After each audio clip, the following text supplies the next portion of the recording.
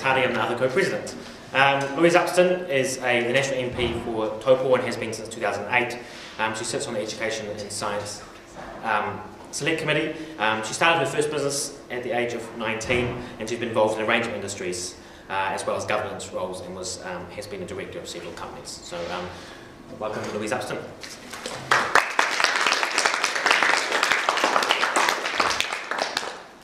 Well, thank you very much. This is definitely a first experience for me doing what you're doing today in terms of combining a live audience, streaming over the internet and getting some questions through Facebook. So I want to just start by congratulating NZUSA and to your co-presidents, Max Hardy and David Do. I think it's just absolutely brilliant. It's really important that so many of you have this opportunity to be able to have a look at the political parties that are lining up for election day.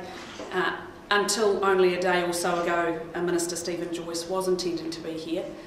Of course, if it wasn't for the disaster with the ship on the reef at Tertiary, he would be here today.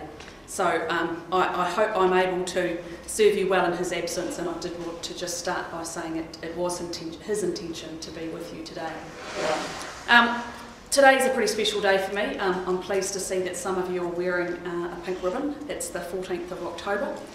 It's a special day for me for a couple of reasons. This will probably be the first year I'm not actually out collecting on the streets for Pink Ribbon Day. I lost my mother lost her life in her early 50s, so it's a cause that's pretty special to me. It's also my daughter's 8th birthday today.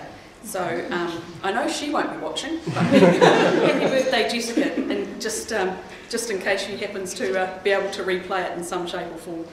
I think that's one of the things that's a bit challenging as the job of a Member of Parliament. Sometimes you miss pretty special occasions in your family's life, and but with technology, just like you're doing today, you get to share some things that you otherwise wouldn't be able to. So she baked her own cake yesterday, complete with little cupcakes around the outside, pink of course because she's a pink queen, so I was very pleased to be able to see her own birthday cake that she baked herself.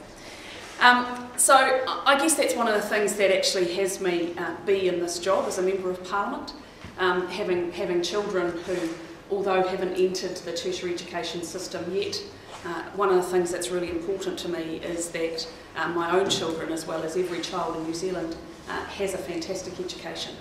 And so I think that what you do with your Students' Association is really, really important.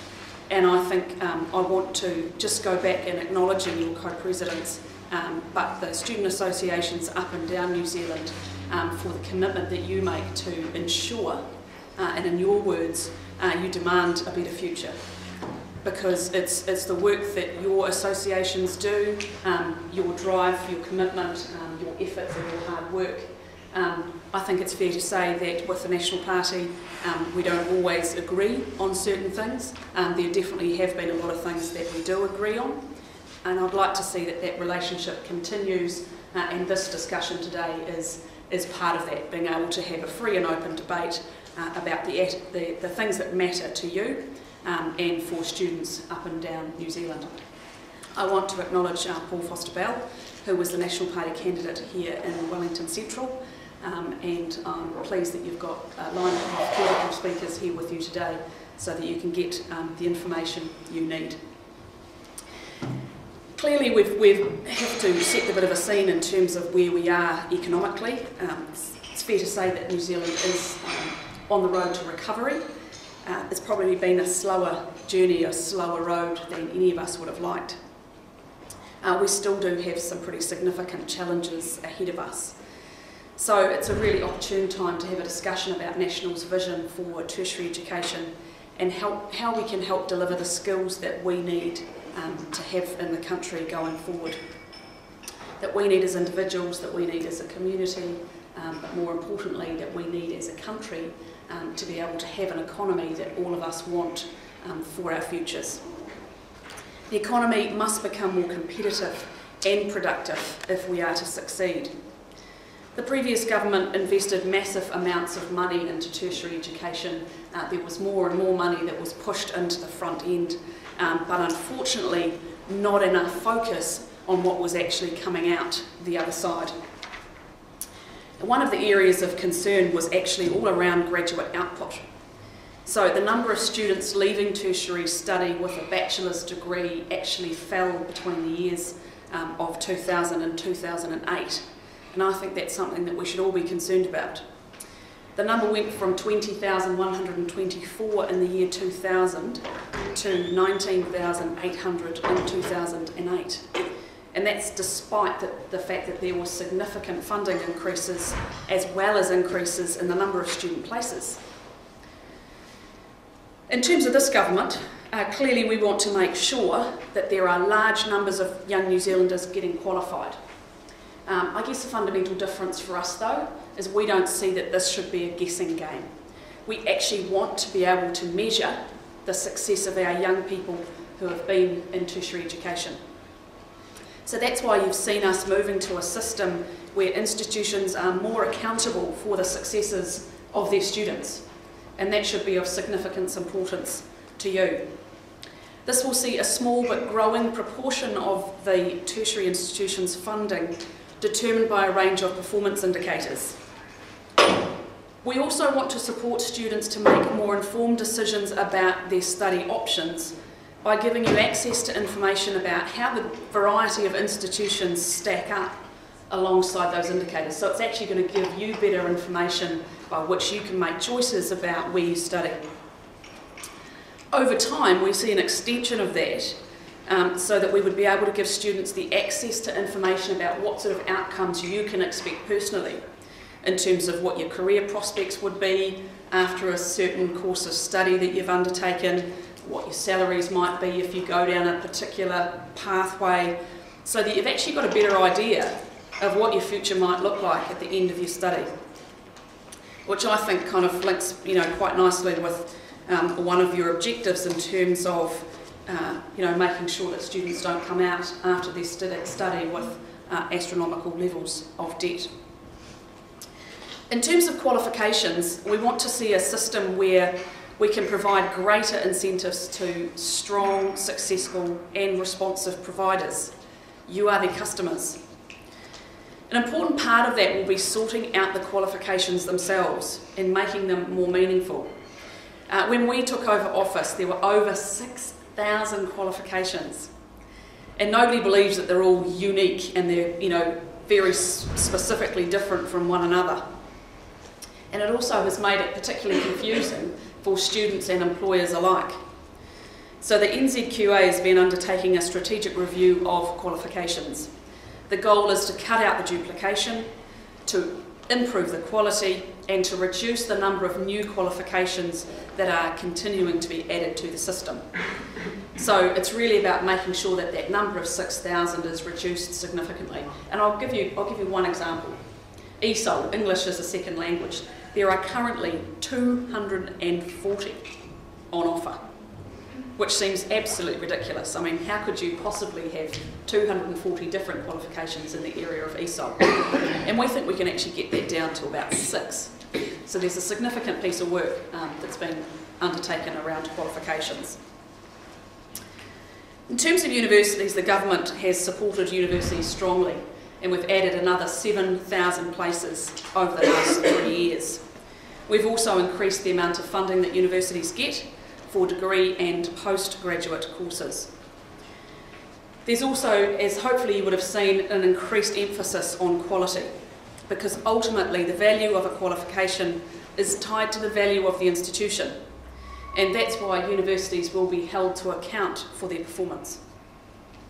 We're now publishing that performance information so students can clearly see which institutions are performing in the areas that matter most to you. Some of you will have different priorities in different areas, so you can actually start to make those decisions based on information.